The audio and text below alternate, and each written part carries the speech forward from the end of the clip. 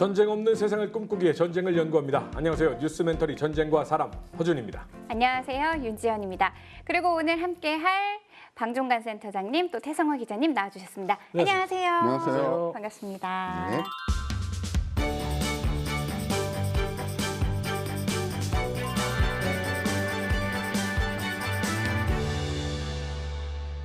허준 씨 그거 네. 아세요? 이 두 분 우리 되게 자주 뵙잖아요. 네. 근데 막상 이 두 분이 한 자리에 모인 건 1년 만이고 아 그래요? 저랑은 처음이더라고요. 아, 이렇게 그래요? 새 조합은요. 이렇게 세 분이 처음 뵈세요? 네, 네. 저도 몰랐어요. 너무 당연한 듯 많이 뵌 것 같았는데. 그러니까요. 전화로 자주 통화를 했습니다. 예. 궁금한 점이 있으면 서로 무기체계라든가 이런 궁금한 점이 있으면 서로 전화로 통화하고. 아 진짜요? 예, 그래서 오랜만에 만났는데 사실은 오랜만이 아닌 거죠. 그럼 오늘 두 분 모시고 어떤 이야기 나눠볼지 주제부터 확인해 보겠습니다. 그린 드래곤? 지금 초록용? 영어 시간인 거죠? 초록용. 네. 초록용. 농룡. 전장의 택시? 사슴인데 전장의 택시. 그러면 술록. 핀란드가 타고 가는 거, 전쟁- 예, 하여튼 타고 가는 건 뭔가 있는 것 같습니다. 타고 가는 거. 예. 산타크로스. 말. 핀란드가 전쟁을 직접 한 거는 정말 너무 오래 전인데. 했었는데. 예. 야, 박스같이 생겼죠. 좀. 예, 예. 이거는 장갑차인가? 진짜 포가 없구나. 근데 참 허준 씨 매번 느끼지만 예. 어쩜 이렇게 모른 척 연기를 아이 부끄러우니까 그런 얘기 하지 마요. 말씀하신 대로 장갑차 같아요. 네. 이게 뭐죠? 제목이 두 가지가 나왔지 않습니까? 전장의 택시, 그다음에 그린 드래곤. 이게 사실은 전장에서 서로 적과 적이 다르게 불렀던 이름입니다. 그러니까 네. 동일한 장갑차인데 미군들은 M113 장갑차를 베트남전에서 전장의 택시라고 불렀고요. 북베트남군은 저것을 그린 드래곤이라고 부른 거죠. 왜냐하면은 전장의 택시하면 택시가 뭡니까? 필요할 때 빨리, 언제든지 바로 부를 수 있지 않습니까? 네. 저렇게 밀림 지역을 이동하면 얼마나 병사들이 힘들겠습니까? 그래서 저 장갑차를 타고 이동하면 뭐 저격병의 위험이라든가 이런 걸 방지할 수 있는 상태에서 이동할 수 있겠죠. 그리고 전투 과정에서 또 제일 어려운 문제 중 하나가 뭐냐면 병사들이 부상당한 병사들을 뒤로 뺄 때 네. 그때 또 피해가 많이 발생하거든요. 그렇게 이제 그런 상황에서 저 장갑차를 몰고 앞으로 들어가서 부상병을 싣고 뒤로 빠지면은 굉장히 고마운 존재죠. 그래서 전장의 택시라는 별명이 붙었고요. 위장색을 보면은 사실은 이제 밀림 색깔을 고려하면 이제 초록, 그럼요. 녹색 이런 이제 얼룩무늬 위장을 했는데 네. 베트콩들은 현대식 뭐 장갑차 이런 거 볼 기회가 없었을 거 아닙니까? 처음에는 저게 뭐야? 깜짝 놀란 거죠. 그래서 이제 동양에서 그 용이라고 하면 좀 뭐 놀라운 신비의 존재. 또 놀라운 존재 뭐 이런 거지 않습니까? 그래서 그린 드래곤이라는 명칭을 붙였던 겁니다. 오늘의 주제는 장갑차가 되겠는데요. 장갑차보다 먼저 개발된 게 이제 탱크 전차라고 할 수가 있는데 이 탱크는 1차 대전 말미에 철책과 참호를 통해서 많은 희생이 생겼을 때 이걸 극복하기 위해 개발된 것이 전차다 이렇게 알고 있는데요. 예. 그렇다면 장갑차는 어떻게 개발이 된 건가요? 장갑차의 목적은 크게 보면 두 가지입니다. 목적 측면에서 보면은 저기 사진에서 보시는 바와 같이 병사들을 전장에서 빨리 신속하게 안전하게 이동시키는 수단 첫 번째. 두 번째는 앞에서 말씀하신 대로 전차가 개발되어 있지 않습니까? 전차가 개발되고 나니까 보병들이 걸어갈 수는 없지 않습니까? 뭔가 타고 가야 되고 방어를 받은 상태에서 전차와 같이 협조된 작전을 해야 되는데 그 수단으로서 장갑차가 등장한 겁니다. 그 전에 전차 위에 이렇게 타고 다니고 막 올라타서 이동하고 그랬었죠. 그렇죠. 네. 제일 차 세계대전의 전차에 보면 보병들이 같이 탔습니다. 예, 10여 명이 타기도 하고 그랬는데요. 그래서 네. 전차는 전차대로 특화되고 그다음에 병사들을 싣고 다니는 이동식 수단은 뭔가 필요하겠다. 그래서 나온 게 이제 장갑차가 되는 거죠. 그런데 방식에 따라서 형태는 두 가지로 나눕니다. 저것이 궤도형입니다. 네.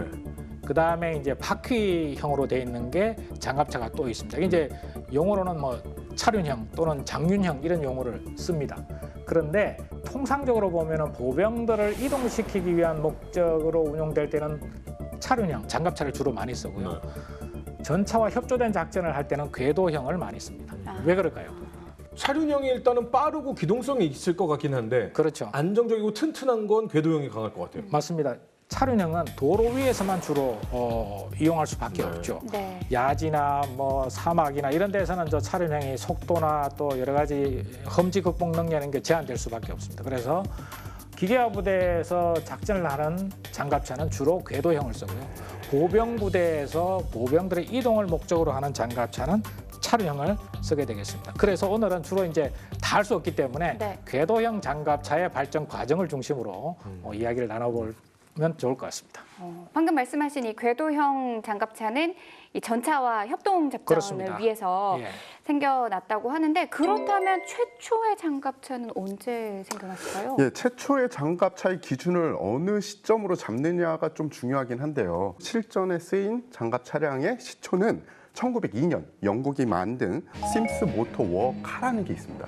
정말 간단하죠. 심스가 만든 전쟁에 쓰이는 자동차 이런 뜻이라고 보시면 되고요. 그때 당시에는 굉장히 시험적인 그런 차량이었어요. 그 뒤에 그럼 정말 최초로 실전에 여러 대가 쓰인 그런 차량이 언제 투입됐냐? 그리고 어떤 나라가 투입했냐? 바로 이탈리아가 1911년부터 1912년에 벌어진 이탈리아 투르크 전쟁에 장갑 차량을 투입을 하게 됩니다. 이때도 본격적인 장갑차라고 하기에는 조금 모자랐어요. 이제 1차 세계대전 정도로 가면은 바야흐로 정말 성공적인 차량이 나오기 시작을 하고 네. 그리고 성공적으로 투입한 국가 중에 하나가 바로 벨기에군. 벨기에군이 투입한 미네르바라는 장갑차입니다. 이때부터는 무장이 고정 무장이 되면서 호치키스 기관총이나 맥심 M1910 기관총 같은 것이 전면이나 뭐 심지어 어떨 땐 부정이 같이 붙기도 하고 아예 차량에 장착이 돼서 보병을 지원하는 임무에도 부분적으로 쓰이게 됩니다. 그래서 1차 세계대전을 어떻게 보면은 장갑차가 실전적으로 쓰인 바로 시점이다. 그러니까 전차랑 장갑차가 좀 비슷한 시기에 나타났다라고 봐도 과언이 아닐 것 같아요. 왠지 저는 아무것도 잘 모르는 사람 입장에서 차 하면 그래도 독일 아닌가. 그렇죠. 분명히 독일에 뛰어들었을 것 같은데 지금 이탈리아와 벨기에 얘기는 하시면서 독일 말씀은 없으셨거든요. 그렇죠. 뭐 성공적인 나라들이 그리고 실전에 처음 투입한 나라들이 이탈리아하고 벨기에라는 거지 다른 나라라고 그냥 손 놓고 쉬고 있지는 않았습니다. 그렇죠. 비슷한 개념의 차량들을 만들어서 투입하긴 했는데 네. 다른 나라의 차량들도 대부분 대등소이했어요. 기존에 있던 차량 중에 장갑을 붙이기에 괜찮은 차량이 있으면 그 차체를 그냥 이용을 한 겁니다. 그럼 태생적인 문제가 있을 수밖에 없죠. 무게가 적은 차량에 견딜 수 있는 그런 정도의 성능뿐이 없었어요. 근데 거기다가 억지로 철판을 두르고 그리고 포탑을 올려서 무장까지 설치를 하고 거기에 또 인원까지 올라가니 이 중량이 초과돼 버린 겁니다. 주저앉겠네요. 그래서 일반적인 길을 가는데도 제한 사항이 있을 뿐만 아니라 조금만 험지로 가면 아예 기동을 못하는 그런 일들이 많이 벌어졌죠. 그래서 용도 자체가 굉장히 제한적이었어요. 1차 세계대전 때 장갑 차량은 주로 정찰, 경계, 적진 침투 등의 아주 소수가 쓰이게 됩니다. 근데 2차 세계대전의 특징은 연합군이나 동맹국 모두 기갑 전력들을 폭넓게 운영하면서 군대의 속도가 빨라졌습니다. 전격전의 시작이 2차 세계대전. 그렇죠. 전차들의 속도가 굉장히 빨라졌다고 보면 되는 겁니다. 그러면 장갑차도 빨라져야겠죠. 당연하죠. 네. 그리고 아까 말씀하신 것처럼 전차가 가는 길을 장갑차가 가야 되는 겁니다. 그렇죠. 기존의 차륜형 장갑차로는 그 임무를 할 수 없게 된 거예요. 전차가 빠르게 전격전을 통해서 적의 막 중심을 뚫고 들어가는데 보병이 쫓아갈 수가 없죠. 그렇죠. 그러니까 전차로 빨리 이 장갑차로 쫓아가야죠. 예, 여기서 또 다른 우리가 생각해야 될 점은 네. 가기 쉬운 길은 적도 알고 있습니다. 그럼 매복을 하고 있겠죠. 그렇죠. 그럼 전차가 가기 쉬운 길로 가진 않겠죠. 그렇죠. 네. 그래서 전차를 따라가야 되기 때문에 장갑차도 이제 궤도가 아하. 생기게 됩니다. 여기서 아까 예상하신 그 점이 딱 들어맞아요. 어허. 그럼 어떤 나라가 제일 먼저 만들었냐? 독일. 독일입니다. 네. 독일에서 그런 차량을 만들었는데 이 차량은 약간 특이해요. 지금 보시듯이 네. 앞쪽에는 바퀴가 있어요. 네. 근데 뒤쪽에는 또 궤도가 있습니다. 그러네요. 그래서 이런 차량들을 여러 가지 이름으로 부르는데 보통 단궤도 차량이라고 우리가 일컬어요. 네. 독일의 이 차량의 이름은 조금 복잡하긴 해요. SDKFG 251이라는 차량이에요. 엄청 근데 세련됐네요, 생긴 게. 그래서 이거를 독일어로 이야기를 하면 손드라 크라프트 파조이크라는 차량인데 이걸 직역을 해서 말씀드리면 특수 목적 차량이라고 합니다. 그리고 2차 세계대전 때 독일군 장병들 그리고 미군 장병들도 이 차량을 하노마그 장갑차라고 불렀습니다. 하노마그요? 이 하노마그 장갑차라고 그래서 저도 어렸을 때는 장갑차 이름이 하노마그구나라고 그렇게 알고 있었는데 나중에 알고 봤더니 하노마그는 제작사 이름이에요. 대명사가 돼버렸구나. 네, 그냥 일종의 대명사가 됐군요. 예. 보통 이제 2차 대전에서요 유행을 독일이 만들면 찍어내는 건 미국이 찍어내죠. 그렇죠. 대량 생산은 미국 아니겠습니까? 미국도 반궤도 차량을 4개 모델을 운용을 했습니다. 네. M2, M3, M5, M9 해서 4개 모델을 반궤도 장갑차를 운용을 했습니다. M2는 원래 프랑스 모델을 미국에서 생산하기 위한 모델이었고요. 그다음에 M5하고 M9은 미국에서 값싸게 만들어서 소련이라든가 영국이라든가 막 제공해 주기 위해서 사실은 조금은 좀 대량 생산을 위해서 만든 반궤도 장갑차였습니다. 그래서 이렇게 딱 보면 네. 독일의 그 장갑차보다 확실히 덜 튼튼해 보이고 예. 대량 생산하기 좋아 보이는 그냥 트럭처럼 생겼어요. 그렇습니다. 예. 그리고 미국이 그 나름대로 이제 M2에서 조금 더 길이도 늘리고 조금 더 보강해서 만든 게 M3 모델입니다. 그래서 M3 모델을 만들어서 53,000대를 생산해서 2차 세계대전 때 사용한 거죠. 굉장한 물량이지 않습니까? 53,000. 그렇죠. 근데 크기를 조금 이제 잘 사진으로 보면 잘 이해가 안 되는데 대형 SUV를 제가 인터넷에 검색해 보니까 대체로 이제 그 기준으로 봤을 때 길이는 1.3배, 무게는 4배 정도 됩니다. 그렇다 대형. 보니까 대형 SUV가 한 5m 내외 정도밖에 맞습니다. 안 돼요. 5m 조금 넘거나 네. 5m 정도 내입니다. 그리고 무게는 한 2톤 정도 네. 되는 걸로 나오더라고요. 그렇다 보니까 이제 SUV보다는 전장에서 병사들이 좀 이렇게 앉을 경우에 조밀하게 붙여서 앉습니다. 그래서 여기에도 12명이 탑니다. M3에도 12명이 타고 무장은 이제 12.7mm, 그다음에 7.62mm 기관총을 장착하는 걸로 되어 있습니다. 근데 이제 방호력은 얇은 부분은 한 6mm 정도, 또 두꺼운 부분은 한 12mm 정도 되는데 이 정도 방호력은 결국은 소총탄 정도 방어밖에 안 되는 거죠. 예. 그런데 방호력에 있어서 가장 맹점이 뭐냐면은 위에가 뚫려 있습니다. 머리가 나와 있죠, 이렇게. 지금 사진을 보니까 진짜 그래요. 그래서 그렇죠. 저거 근데 앞에, 옆에, 뒤에는 막혀 있는데 하늘을 보면 떠 있죠. 네. 뚫려 있죠. 이렇게 숙이고 다니. 아무렴 그래도 요렇게 또 맞습니다. 떨어지거나 하면은 포병에 보면은 이제 포병도 이게 포탄의 신관이라고 있거든요. 네. 2차 세계대전이 지나면서 발전이 돼서 옛날에는 포탄이 슉 날아가서 땅에 딱 떨어져야 팡 터졌지 않습니까? 2차 세계대전 말기쯤 가면은 이게 공중에서 터지는 신관도 만들어지고요. 또 쭉 날아가서 지면에 도달하기 전에 전파를 쏴서 적절한 높이에서 또 폭발하는 그 신관도 만들어집니다. 그래서 병사들의 저 불만이 엄청 컸던 거죠. 그러네요. 여기에 대해서 이제 그 브래들리 장군이라고 이제 유럽 실질적인 이제 아이젠하워 장군 밑에서 있었지만 실질적인 유럽 주둔군에서 가장 선임 지휘관이었는데 이 장군이 그렇게 얘기했습니다. 저 장갑차는 M3 반궤도 장갑차는 원래 목적 자체가 제한된 목적에서 운용되는데 워낙 이게 애용되다 보니까 이 병사들 사이에서 이것도 다 해주고 저것도 다 맞출 수 있는 그런 성능이 발휘 안 되다 보니까 좀 나쁜 별명을 얻은 거다. 연합군의 입장에서는 굉장히 유용한 장갑차다 이렇게 사실 변명 아닌 변명을 좀 해줬다 그럽니다. 근데 생산 대수 자체가 너무 많아요. 네. 몇만 대가 만들어져 버리네. 하노마그가 총 22종에 만 대가 좀 넘게 생산이 됐는데 이거 5만 대 아닙니까? 네. 그렇죠. 그러니까 투입할 수 있는데 다 투입했다는 이야기고요. 제가 국내의 기자들 중에 몇 안 되게 두 차량을 직접 다 타본 사람입니다. 오. 제가 실제로 그 두 차량을 타보면서 이 약간 비교도 하고 느낀 점이 있는데 일단은 두 차량 다 12명이 탑승을 가능합니다. 네. 근데 이 앉는 좌석 배치가 어떤 식으로 돼 있느냐? 네. 벤치식이에요. 그래서 이렇게 옆으로 쪼르륵 나란히 앉는 거예요. 물론 그때 당시에 병사들의 체구가 지금보다는 작았기 때문에 아주 불편하진 않았을 수도 있으나 제가 앉아본 결과 군장을 하고 앉으면 굉장히 불편하고요. 그리고 아까 보셨듯이 그냥 이렇게 딱 대고 있으면 머리가 나옵니다. 네. 그래서 그 철모를 쓰지 않으면 머리 쪽은 완전히 빈다고 보면 되고요. 애초에 그런 목적이라면 앉은 키 정도는 맞춰서 좀 높이를 잡히면 안 됐었나요?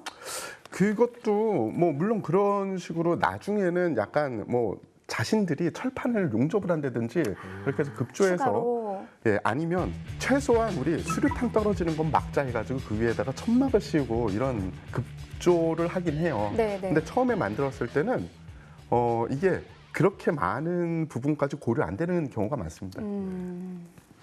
우리 그 6.25 전쟁 당시에도 우리 군에도 그 장갑차 독립사단도 있었죠. 그렇죠. 1948년도 12월 10일 날 독립기갑연대가 창설이 됩니다. 아, 연대가 있었군요. 연대. 예, 그렇습니다. 그런데 이제 거기에 장비했던 장갑차가 두 종류가 있었습니다. M2 반궤도 장갑차, 그다음에 M8 그 장갑차 이렇게 두 종류가 있었는데요. M2는 앞에서 제가 설명드린 대로 프랑스 모델을 미국에서 조금 개조하기 전의 모델이기 때문에 앞에서 제가 설명드린 M3보다 조금 작습니다. 네. 탑승 인원도 12명이 아니라 8명만 탑승할 수 있습니다. 그 나머지 뭐 기동력이라든가 뭐 방호력이라든가 이런 건 다 거의 똑같습니다. 단지 이제 M3보다 적게 생산됐습니다. 한 13,000대 정도만 생산돼서 이제 105mm 포를 끈다든가 또는 뭐 정찰에 활용한다든가 이런 식으로 해서 M3보다는 조금 덜 사용되고 조금 버전으로 따지면 조금 낮은 버전의 장갑차. 이걸 이제 한국군한테 준 겁니다. 네. 두 번째는 M8 차륜형 장갑차를 저희들이 받았습니다. 그래서 M2가 한 24대, M8이 한 27대 정도를 받았는데요. 이거는 사실은 M8은 장갑차라고 하기는 좀 애매한데 우리 한국군이 어쨌든 그때 최초의 신생국가로서 최초로 받은 뭐 장갑차에 가까운 무기체계이기 때문에 소개를 조금 할 필요가 있을 것 같습니다. 그래서 M8은 길이가 4.7m밖에 안 됩니다. 그러니까 현재 대형 SUV보다 더 길이가 짧죠. 짧네요. 네, 짧아서 탑승 병력도 4명밖에 안 됩니다. 탑승 병력이 어떻게 되냐면은 뭐 단차장, 포수, 조종수, 또 보조 조종수 이렇게 4명만 탑니다. 그래서 가장 큰 핵심은 37mm 주포를 장착했다는 게 가장 큰 장점이고 대신에 인원은 앞에서 설명드린 대로 뭐 실제로 보병이 탈 수 있는 공간은 전혀 없었습니다. 네. 그리고 방호력은 조금 더 앞에서 M2, M3가 전면 장갑이 뭐 12mm 정도 된다면 이거는 25mm 정도. 예, 장갑에 대해서 조금 더 장갑이 두꺼웠고 한 8,500대 정도가 생산됐다고 그럽니다. 예. 약간 그 보병 수송보다는 우리 군의 화력 지원 같은 느낌이네요. 맞습니다. 정찰 또는 필요시에 근처로 가서 화력을 지원해주는 조금 약간 장갑차이면서도 조금 특이한 형태의 장갑차였다 이렇게 볼 수 있겠습니다. 그래도 우리한테는 아무것도 없었는데 이거라도 있는 게 어딥니까? 맞아요. 이 M8에 대해서는 약간 좀 슬픈 역사가 녹아져 있어요. 왜냐하면 한국 정부는 당시 한국군은 전차를 아주 원했어요. 개전되기 훨씬 전부터 미국에 계속 요청을 했죠. 네. 근데 미국 입장에서는 전쟁이 개전될 것이다라는 생각은 없었고 그런데 이 휴전선 인근에서 남측과 북측이 계속 전투는 오가니까 네. 만약에 너무 센 장비를 주면 실질적인 전차를 주면 전쟁이 벌어질 수도 있다. 그러니까 우리가 이런 우려가 공격할 수 있었어요. 있다라고 우려를 한 거죠. 그런 우려도 있었나 봐요. 네. 그래서 전차는 못 주는데 그래도 전차를 달래는 이 남한 측을 조금 진정시키려면 전차 비슷한 물건을 주면 되겠지 하고서 M8을 준 겁니다. 그래서 M8은 말씀하신 대로 장갑 찬지 전차인지 애매한 구성이에요. 당시의 국군은 그래 전차는 못 받아도 우리가 이걸로 군을 훈련시키고 준비하고 있다가 나중에 전차가 오면 그걸로 전환하면 돼라는 생각을 하고 있을 거예요. 연습용 카트 같은 느낌이네요. 그렇죠. 하지만 문제가 개전이 돼버린 거죠. 6.25 전쟁이 벌어진 겁니다. 적의 전차는 밀고 내려오고 있죠. 우리는 전차가 없어요. 그런데 전차 비슷한 건 있는 겁니다. 네. 근데 1대1로 붙으면 이건 자살 임무예요. 그러니까 M8 주포로 이 적군의 T 전차를 쏴봤자 이게 관통이 안 되죠. 관통이 안 되는 거잖아요. 네. 전면 장갑이나 장갑이 제대로 된 부분은 관통이 전혀 안 되는 그런 차량이었지만 그래도 어쩔 수 없이 왜냐 37mm 주포를 가진 차량은 당시 한국군에 없었거든요. 그래서 이 전차라도 북의 기갑 전력에 맞서서 싸우기 위해서 내보낼 수밖에 없었던 거죠. 그렇다면은 그 6.25 전쟁에서 이 기갑 부대가 어떤 활약을 보여줬는지도 좀 설명 좀 부탁드릴게요. 조금 전에 제가 M8은 아주 제한적인 대전차 능력뿐이 없다라고 말씀드렸는데 그럼 다 단점이냐? 장점도 있긴 있었습니다. 네. 가장 큰 장점 중에 하나는 무전기가 굉장히 고성능, 고출력 무전기를 가지고 있었어요. 그래요? 그래서 남산에 위치한 기갑연대 본부에서 강릉 8사단에 파견된 차량하고 통신이 가능했습니다. 이 정도면 근데 엄청 중요하죠. 북한의 통신 체계보다도 더 발달돼 있는 거 아니에요? 어떻게 보면은 그냥 단일 차량의 통신 체계 중에는 가장 도달거리가 길고 네. 무전기 성능이 좋다라고 어허. 볼 수 있는 거죠. 그래서 무전을 전하는 중계 차량으로도 많이 사용이 됐고요. 그리고 나중에 유엔군이 참전을 하면서 유엔군들의 지휘관들이 이 차량을 지휘 차량으로 사용을 하기도 했어요. 무전기가 워낙에 좋으니까. 그런데 이제 전투, 그러니까 한국군의 M8이 어떤 전투를 치렀는지 이제부터는 좀 눈물 나는 사례가 많습니다. 우리가 전차는 없지만 전차 비슷한 것이 있어. 그래서 니네들을 보호해줄 수 있어라는 걸 보여줘야 됐습니다. 그때부터 M8이 이쪽 저쪽 전선에 나타나서 전투를 치를 수밖에 없었어요. 그런데 M8을 운용하는 그 운영자들은 다 알고 있었죠. 지휘관들은, 특히 단차장들은 나가서 북의 T-3485를 만나면 우린 그냥 죽을 수도 있다. 하지만 명령을 받고 조국을 지키기 위해서 군인이니까 어쩔 수 없이 나갈 수밖에 없었습니다. 저 사기 진작 임무와 적의 전차 그리고 적의 보병과의 전투를 같이 수행을 했어야 됐죠. 그런데 그러면은 적 전차랑 맞붙은 적이 있느냐? 있습니다. 예, 2대의 그레이하운드, 그러니까 M8 이 장갑차가 3대 이상의 T-3485와 교전이 붙은 적이 있어요. 그래서 전투 결과는 한 대를 기동 불능에 빠뜨려요. 와, 그러니까 이 전차의 가장 약한 부분 중에 하나는 캐터필더입니다. 궤도죠. 궤도죠. 네. 그 궤도 부분을 공격을 했다고 해요. 그러면 궤도가 끊어지면 일단 전차는 움직이지 기동 불능에 못하니까. 네. 빠지게 되죠. 그럼 저거를 고치기 위해서는 내부 승무원이 나와야 됩니다. 내려야죠. 새치를 연 사이에 그쪽에 사격을 해서 승무원들을 그 북의 그 정차병들을 전사를 시켰다. 이런 이 실전 사례가 있긴 한데 그 정말 그레이하운드가 한마디로 멧돼지의 발톱을 물어뜯어가지고 좀 쓰러지게 만든 다음에 그거를 끝까지 물어뜯어서 결국은 잡아냈다 뭐 이런 거죠. 그렇죠. 근데 문제는 멧돼지가 한 마리씩 안 다니지 않습니까? 여러 마리가 무리져 다니죠. 그렇게 하나를 어렵게 파괴를 해도 주변에 있던 그 북한의 전차나 아니면은 대전차 이 무기 체계에 공격을 받으면 당해낼 수가 없는 거예요. 한 방에 방어력이 너무 약하니까. 그런데 그런 대전차 임무에서는 아주 제한적이고 많은 피해를 봤지만 보병들을 상대로 한 전투에서는 그래도 장갑차 특유의 이 공격성을 드러낼 수 있었어요. M8 장갑차에는 37mm 주포가 이 장착이 돼 있고 37mm 주포에서는 유산탄을 사격을 할 수가 있습니다. 그러니까 적의 보병이 밀집해서 들어오면 그 탄을 사격할 경우에 적의 보병에게 아주 효과적인 피해를 입힐 수 있었던 거죠. 그래서 차량 2대가 적의 보병을 한 200명 정도를 살상을 했다, 사살했다 이런 네. 전과도 있었다고 해요. 우리가 이렇게 사용을 했으면 북한군이나 중공군도 사용을 했었겠네요. 맞습니다. 우리는 비교적 준비가 안 됐었지만 그들은 이 개전을 하기 위한 준비를 철저히 하고 있었죠. 특히 장비는 소련에게 전폭적인 지원을 받았거든요. 그래서 장갑차도 우리보다는 훨씬 좋은 장갑차들을 다수를 보유를 하고 있었습니다. 일단 북한군부터 살펴보면 네. 그들은 여러 종류의 장갑 차량을 사용을 했는데 BA-64라는 차량이 있습니다. 보면은 저건 확실히 장갑차 같네요. 그렇죠. 근데 이렇게 보면은 약간 소형이에요. 그래서 지프차 위에다가 철판을 덧대서 장갑으로 만든 이런 차량 같습니다. 약간 버기카 같기도 하고. 네. 보시기에도 이거는 이 본격적인 전투보다는 어느 지점에 빠르게 치고서 네. 빠르게 빠지기에 적합하게 생겼죠. 네. 맞아요. 그래서 정찰 개념으로 만들어진 차량이었습니다. 사륜경 장갑차로 7.6mm DT 기관총, 저 위에 포탑에 보면 보이시는 DT 기관총을 무장을 했고요. 네. 승무원은 2명이고 그 2명 이외에도 이렇게 꾸겨서 타면 한 2명 정도의 보병이 더 탑승은 할 수 있다고 해요. 시야를 포기했네요, 이 장갑차. 완전요. 저 그래서 운전 어떻게 하지? 약간 그런 생각이 들었어요. 저 앞쪽에 이 덮개를 열면은 네, 그래도 이 개방 운전을 할 수는 있는 차량입니다. 그런데 뭐 그러면은 적탄에 교전 바로, 중에 적탄에 네. 살짝 빼꼼 열고 이렇게 달리는 그렇죠. 거군요. 그러니까 저기 실금 같은 금이 가 있어서 닫고도 운전할 수 있지만 열고서 운전하면 훨씬 편하긴 하죠. 네. 그리고 이 차량 말고도 북한군에게 공여된 차량이 또 있습니다. 이 차량이 정말 어떻게 보면 본격적인 장갑차라고 볼 수 있는데요. BA-64B라는 차량이에요. 총 64대가 북한군에 공여가 됐고요.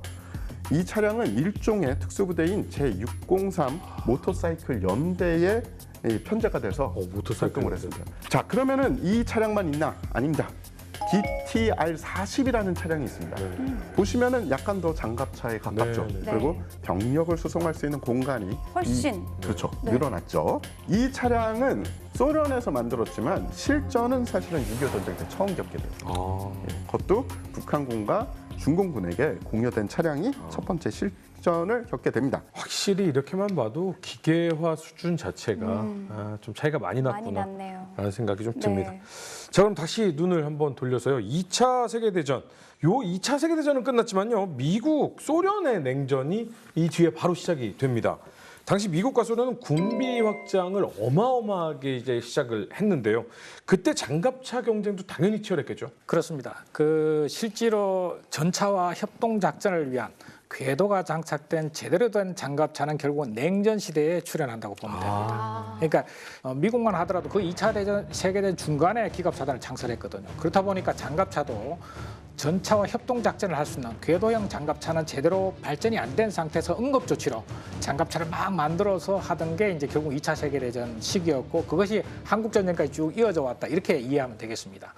본격적인 전차와 협동작전을 할 수 있는 협동작전을 할 수 있는 제대로 된 장갑차 결국은 냉전 시대에 출범합니다. 근데 냉전이 시작됐다고 해서 하룻밤에 짠 하고 나타날 수는 없지 않습니까? 그렇죠. 사실은 이렇게 자료를 뒤져보면은 연구해 보면은 2차 세계대전 말기부터 이미 고민을 하고 있었습니다. 그러니까 완성은 안 됐지만 그 고민의 과정을 따라 가보는 것도 재미있습니다. 뭐냐면은 2차 세계대전의 말기에 미군이 생각했던 장갑차는 M44 장갑차라고 있습니다. 이 보면은 궤도형으로 되어 있는데요. 문제는 병력을 24명 태우는 걸로 되어 있습니다. 굉장히 덩치가 커지지 않겠습니까? 네. 장갑차 무게도 23톤이었습니다. 너무 크다 보니까 적에게 노출되는 상황에서 뭐 대전 참복이 한 방만 맞으면 일개 소대가 전멸하지 않습니까? 그래서 야 이건 아닌 것 같다. 그래서 야 좀 더 줄여봐. 그렇게 해서 만든 게 M75라는 모델이 나왔습니다. M75는 한 18톤에서 한 19톤 정도 되는데 이게 이제 1950년대 초에 등장했고 그럼에도 불구하고 M75도 보면은 뭐 높이도 한 3m 되고 이것도 너무 둔탁해. 야 좀 더 가볍고 대량 생산하고 날렵하고 이런 거 못 만들어? 그래서 57년도에 그 설계 개념을 완료를 해서 60년대 짠 하고 나타난 게 그 유명한 앞에서 저희들이 이야기한 전장의 택시 M113이 등장하게 된 겁니다. 이런 과정을 통해서 등장하게 됐고요. 그래서 M113은 무게가 불과 10톤밖에 안 됩니다. 그리고 저기 이제 일개 분대가 탑승하고 그 다음에 기동성이나 또 어떤 생산 단가 이런 것도 굉장히 비용 대 효과 측면에서 상당히 합리적인 그런 장점으로 인정을 받아서 굉장히 대량 생산된 이런 장갑차가 되겠습니다. 그래서 제일 처음 전쟁에 투입된 게 베트남 전쟁이었죠. 그런데 베트남 전쟁에 딱 투입됐는데 초기 모델에서 취약점이 발견됐습니다. 뭐냐면은 화재 취약한 겁니다. 저게 알루미늄 차체에다가 그 다음에 취약점이 식별되니까 결국은 응급 조치로 해서 위에 포탑 자체가 없습니다. 기관총만 딱 올려져 있는 저런 형태였거든요. 그래서 기관총 사수가 보호를 못 받지 않습니까? 그래서 포탑을 임시로라도 완전히 뭐 전차 포탑처럼은 아니더라도 적어도 앞에 그런 뭐 사수를 보호할 수 있는 포탑을 만들어 이렇게 이제 지시가 떨어져서 개량이 됐고요. 또 하나는 엔진이 가솔린 엔진이었습니다. 그러니까 피격되면 바로 화재가 날 수 있는 거죠.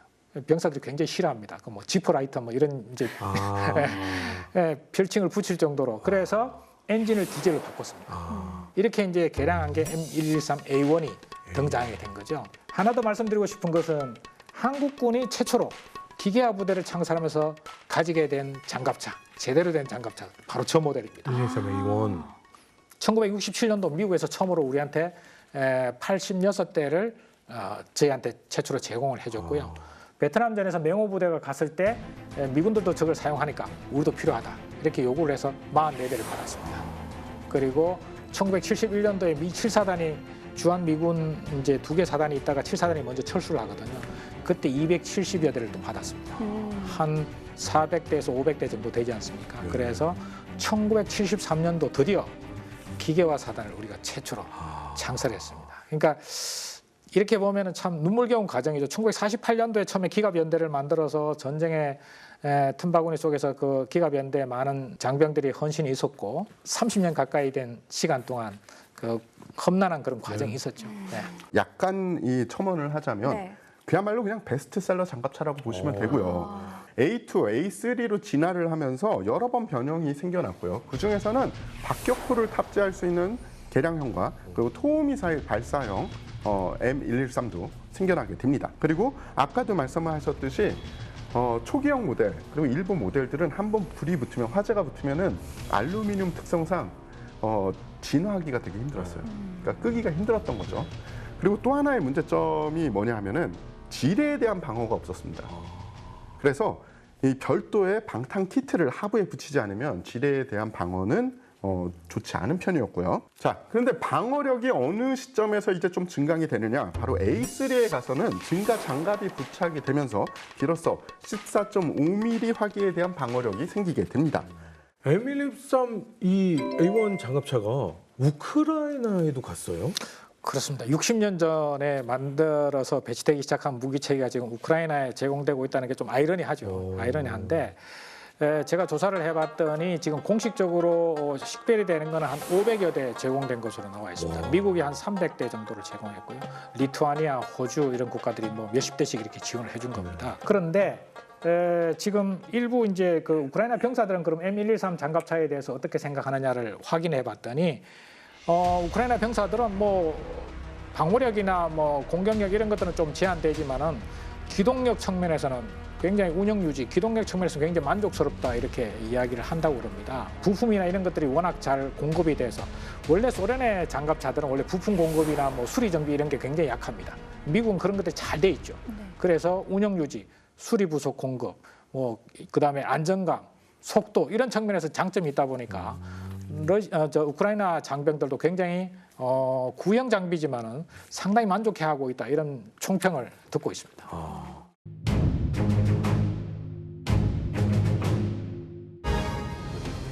20세기 초반에 처음 등장한 장갑차는 정찰과 병력 수송 분야에서 활약한다. 냉전 시대가 도래하자 미국과 소련은 군비 확장 경쟁을 펼치고 미국이 개발한 M113 장갑차는 전장의 택시라고 불리며 보병들의 사랑을 받는다.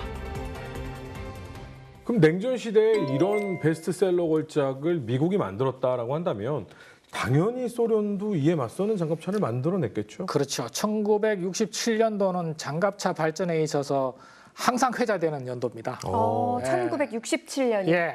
왜 그러냐면은 1967년도 냉전 시대에는 쌍방이 야 쟤네들 무슨 무기체계 갖고 있어 이렇게 항상 이게 긴장해서 주시하던 시점이었거든요.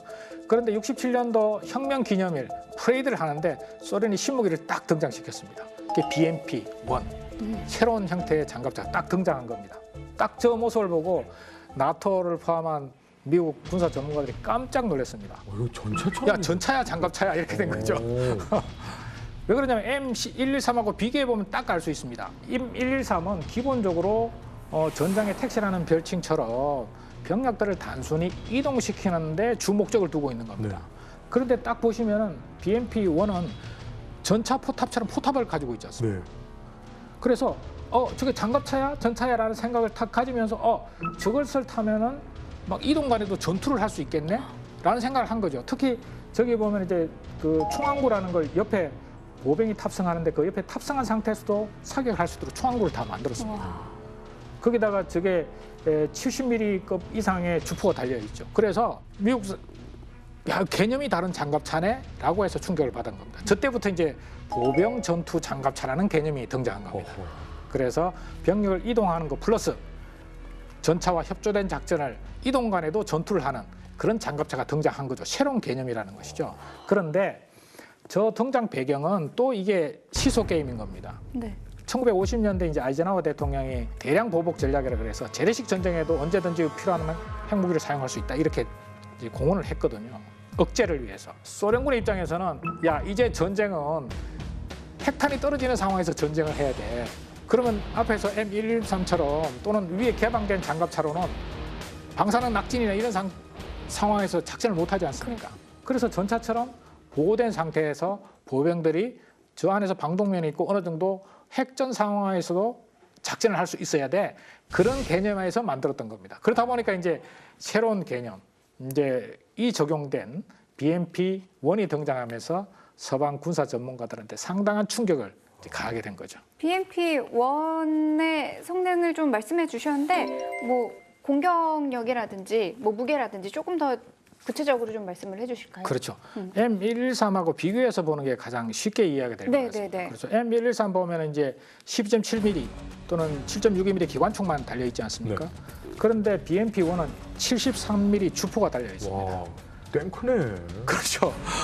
그런데 이 주포가 사실은 조금 성능이 좀 낮은 주포입니다. 뭐냐면 이제 무반동 총 또는 무반동 포를 살짝 개량해서 장갑차에 달았던 겁니다. 그래서 사거리도 좀 제한되고 나중에 말씀드리겠지만 어떤 명중률이라는 게 제한사항이 있습니다. 그런데 우리가 소련의 무기 체계의 특성을 보면은 항상 우리가 공격력, 기동력, 방어력 이렇게 세 가지 요소로 본다면은 공격력은 극대화시킵니다.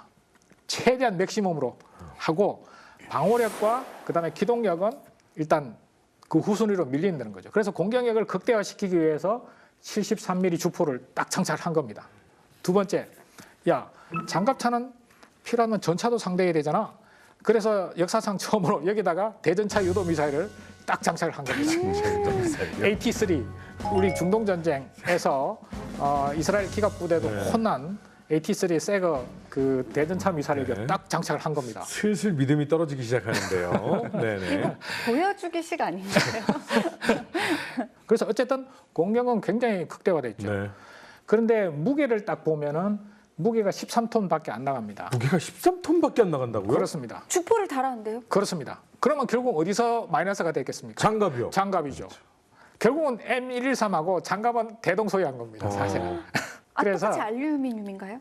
알루미늄은 아닌데 소련이 알루미늄 썼을 것 같지 워낙 않아요? 비싸죠 알루미늄은. 네. 그래서 이 방어력은 사실 M113과 대동소이하다. 그리고 기동력도 결국은 대동소이합니다. 예. 근데 뭐 이제 123도 A1 모델로 개량이 되면서 발전했잖아요. 뭐 소련도 이런 개량형 안 나옵니까? 그렇죠. 벌써 우리가 이야기하면서 개량할 점들이 다 나왔어요. 사실상. 예, 예. 가장 큰 문제점은 공격력은 극대화했는데 포탑에 문제가 많은 거예요. 네. 네. 포에도 문제가 많죠. 그리고 BMP-1을 보시면은 포탑이 작아도 너무 작지 않습니까? 그래서 그게 문제였어요. 왜냐? 너무 작으니까 여기서 두 명이서 활동을 할 수 있는 전투 활동을 할 수 있는 공간이 전투 효율이 너무 떨어졌던 거죠. 심지어 어떤 무기 체계는 단련은 있으나 운용을 하려면 인원이 밖으로 나와야 됩니다. 야 이거 문제다.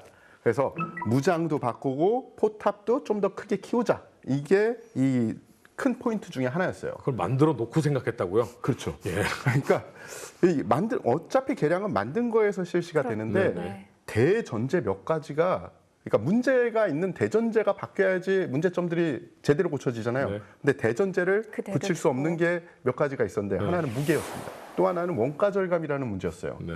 왜냐? 그때 당시에 소련군 개념은 이 유럽에서 전투를 벌일 때 도강을 해야 되고, 그러니까 장갑차가 스스로 도강 능력이 있어야 되고, 그리고 항공기에 실어가지고 우리가 전개를 시킬 수 있어야 되기 때문에 무게 자체를 19톤 이하로 그 지정을 해놓은 거예요. 그러니까 방어력을 늘리려면 소재를 바꾸든지 아니면 무게가 늘어나겠죠. 근데 비싼 소재는 쓰기 싫어. 포탑을 떼야지. 근데 포탑은 또 크게 해야 돼. 그러니까 방어력의 문제는 계속 가면서 그나마 그러면 공격성이라도 늘리고 전투 효율이라도 늘리자 해서 1972년에 개발을 시작을 해서 1980년도에 전력화된 후기형이 바로 BMP-2형입니다. 포탑을 작게 했네. 포탑이 대용화된 거예요. BMP-1은 저거보다 포탑이 작아요. 주무장은 기본적으로 30mm 자동 기관포를 장착을 했고요. 7.62mm PKTM 기관총이 장착이 돼 있습니다. 이 포탑이 커졌는데 그러면은 또 뭘 줄여야 되잖아요. 어쩔 수 없습니다. 탑승 인원이 줄었어요. 그랬을 것 같아요. 그래서 탑승 인원이 BMP-1에 비해서 한 명이 좀 7명입니다. 7명. 근데 7명이라도 좀 이렇게 넉넉하게 앉아야 되는데 그럴 수가 없었어요. 왜냐? 차체 자체를 원가 절감 때문에 BMP-1이랑 똑같은 차체를 쓴 거예요. 병력들도 꾸게 앉아야 되고 이제 다른 거 줄일 게 어디 있을까라고 생각을 했는데 야 그러면 상부의 해치도 4개 있는 거 그냥 2개로 줄이자. 그래서 상부 해치도 4개에서 2개로 줄어듭니다. 근데 아무리 봐도 저 상태에도 장갑차의 역할을 못할 것 같거든요. 여기서 더 개량은 안 시킵니까? 개량이 또 되죠. 아. 왜냐하면 BMP2도 그렇게 만족을 하진 못했거든요. 네. 운영하는 그 운영 측이나 실제로 운영해서 탑승한 병력이나 아니면 지도부에서 보기에도 구소련의 지도부에서 보기에도 야 이 차량 좀 더 개량을 해야 돼. 네. 그렇게 해서 다시 개량을 지금 제가 봤을 때는 못 들어가서 저렇게 나와 있는 것 같아요. 자, 앞에 얼굴 하나 아닙니다. 보이는 거 보여요? 소련군 앞에 또 차량 있어요. 구소련군 차량의 특징이 뭐냐면 포탑이나 전투 공간 안에 들어가잖아요.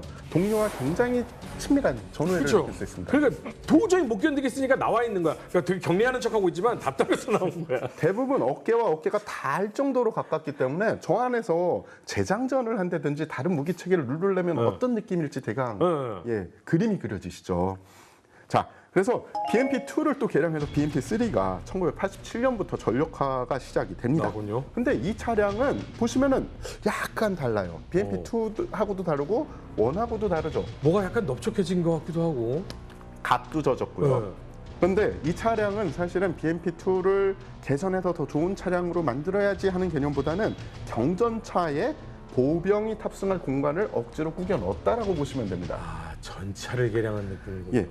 그런데 그 대의 명제, 그러니까 문제를 고칠 수 없는 그 문제는 그대로였어요. 19톤 이하로 무게를 제한했어요. 그러니까 방어력 자체는 나아질래야 나아질 수 없었던 거고요. 자, 그러면은 또 뭔가 희생을 해야 됩니다. 포는 또 커졌잖아요. 근데 뭐를 희생하지? 이제 탑승 병력의 편의성을 희생을 시켰어요.